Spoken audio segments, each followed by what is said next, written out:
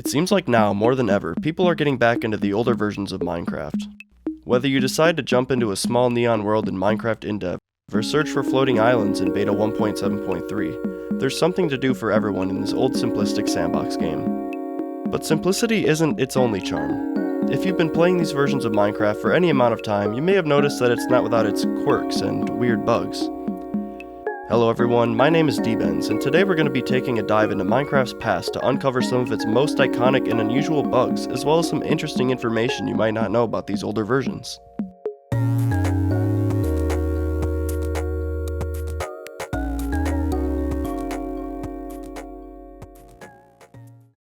Imagine you started a brand new Minecraft world and had the idea of building a grand castle. You found a great spot in a forest and just need to clear out some of the vegetation to start your build. To save some time, you decide to use flint and steel to burn the area. But as you quickly realize, this might have been a mistake. Before you know it, not only is the clearing burned, but so is the entire forest. This is because before Beta 1.6, fires would spread uncontrollably, engulfing entire forests in a matter of minutes. Prior to Beta 1.2_02, thank goodness Mojang changed that naming scheme, this problem was even worse, and the blocks that did survive the carnage burned forever. I know for myself, this feature is extremely nostalgic, and I'm always reminded of Captain Sparkle's TNT music video, where he shows the forest entirely in flames. Like, that's a classic kickback right there.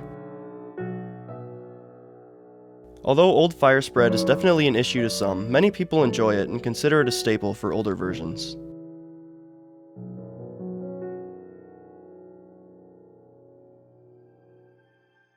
Something else that you may not know about is the fact that wooden slabs aren't actually wood at all, they're stone. On February 22nd, 2011, Notch released Beta 1.3. This was a revolutionary update that changed Minecraft forever with its inclusion of beds. But another lesser-known addition was the introduction of some new slab types: cobblestone, sandstone, and wood. To implement these new slab variants, all of them shared the same block ID. Although I won't go into detail regarding why the game was coded this way, in short, this resulted in wooden slabs having the same properties as their stone counterparts. This means they mine quicker with a pickaxe, they won't burn, and they sound exactly like stone. If you want to learn more about this topic, SalC1 has a fantastic video on it that I've linked in the description. Definitely check it out if you haven't already. If you've ever played survival Minecraft before, I'm sure you've seen this message pop up on your screen at least once.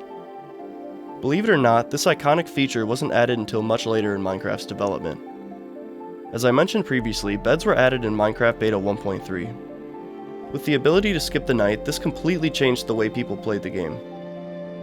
Notch saw the potential for beds being too overpowered and had to come up with a way to combat the cheap and easy way of skipping the night when you were in danger. His solution was nightmares. If you tried to sleep in an area that the game deemed as unsafe, you would get awoken in the night by a mob. The very first time this happened to me, it scared the living hell out of me. I'm not even kidding. Like, if this happens to you and you don't expect it, it's terrifying. Beds behaved this way for quite a while, since this feature wasn't replaced with the "You may not rest now" message until Beta 1.9 pre-release 6. This is one that I'm personally sad to see disappear. The mechanics for it are definitely wonky, but with a more refined way of knowing your bed's location is safe, I think it would be a cool addition to bring back to modern versions. Imagine that same Minecraft world that we were talking about earlier. Yeah, the one with that forest that we won't talk about. After a successful trip in the mines, you finally have enough iron to make a full set of armor. After equipping it, you notice that something seems off. Your hotbar shows that you have a full 10 pieces of armor. But isn't that the maximum amount of protection in the game? Actually, yes. Unlike modern versions of Minecraft, armor protection was based on how damaged it was. As your armor got worn down, it gave you less protection. This added a bit of realism to the game that I think made it pretty unique. This feature is extremely cool in practice, but makes armor basically useless once it's below 25% durability. I also believe this was the reason it was updated in the Beta 1.9 pre-release. Another interesting fact about armor is the fact that leather armor actually used to be cloth armor and was crafted using wool. This didn't last long, and it was removed all the way back in Alpha 1.0.8. We also can't talk about armor without bringing up the cursed one. You know what I'm talking about. Surprisingly, chainmail has been in the game since 2009, and for some reason was never given a crafting recipe.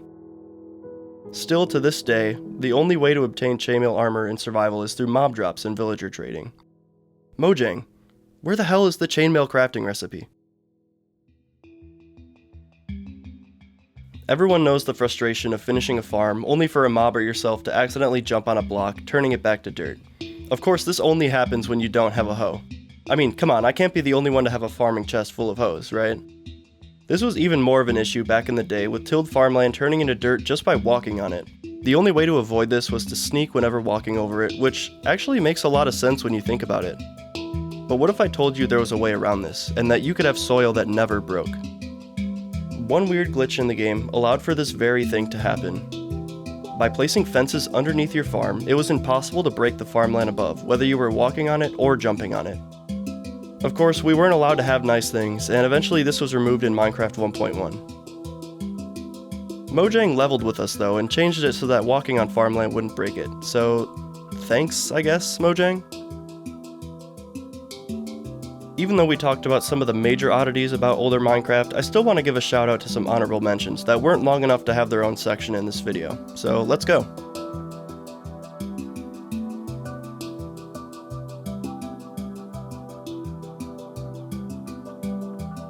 Sounds used to be a bit delayed, and would build up when walking on the sides of blocks. This might not make a lot of sense unless I give an example.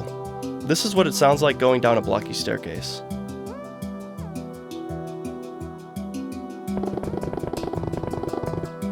Yeah, pretty weird. Additionally, TNT used to go off just by punching it. This meant that if you accidentally placed a block of TNT in your base, you were screwed. This was removed in Beta 1.7, where flint and steel or redstone was required to light it. Another weird quirk in the game was that some items were, like, absolutely massive when thrown on the ground. Look at this cactus. What the hell? It seems like most, if not all, of these massive blocks were fixed in Beta 1.8. So yeah, these were some of the most classic bugs in older Minecraft. Even though a lot of these can be very annoying when playing the game, I think that they give the older versions some character that modern Minecraft just doesn't have. I know that there are a lot of them to go over, and that there are many more oddities that I couldn't include in this video. But maybe those are for another time, and another video? If you've made it this far, I really appreciate your support, and I want to thank you for watching this video. Have a good one, everybody, and see ya.